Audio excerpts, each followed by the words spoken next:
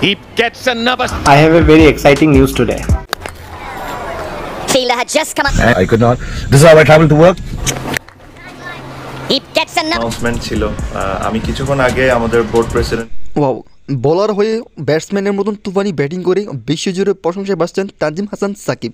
বোলারদেরকে এবং ফিল্ডারদেরকে উচিত জবাব দিয়েছেন ব্যাটিংয়ের মাধ্যমে। হা করে তাকিয়ে তাকিয়ে দেখছিলেন তানজিম সাকিবের তুফানি ব্যাটিং বিশ্বসেরা সাইলেন্ট প্লেয়ার মাহমুদুল রিয়াদ। আর তানজিম সাকিবের এরকম তুফানি ব্যাটিং থেকে মেহেদী হাসান মিরাজ পর্যন্ত বলছে, ভাই থাম, তুই আর ব্যাটিং করানো লাগবো না, তুই অনেক ব্যাটিং করছস। প্রিয় দর্শক, তুফানি যেখানে 2টি ছক্কা এবং 4টি চারের মাধ্যমে তুফানি ব্যাটিং করেন, যেখানে হা করে তাকিয়ে থাকে পারভেজ ইমন।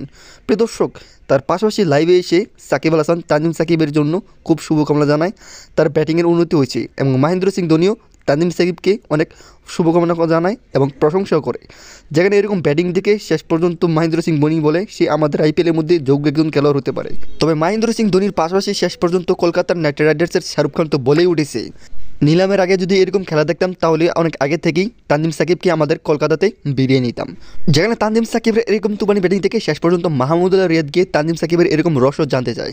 যেখানে বাংলাদেশের তামিম ইকবাল পর্যন্ত অবাক হয়ে যায় এরকম ব্যাটিং থেকে। বোলার হয়ে ব্যাটসম্যানের মতো ব্যাটিং করে, এটা অসাধারণ তানজিম সাকিব।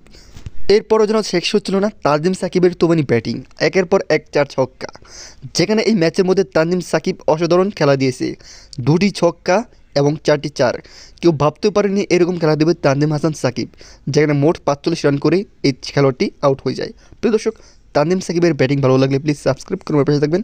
সবাই ভালো থাকবেন, সুস্থ থাকবেন।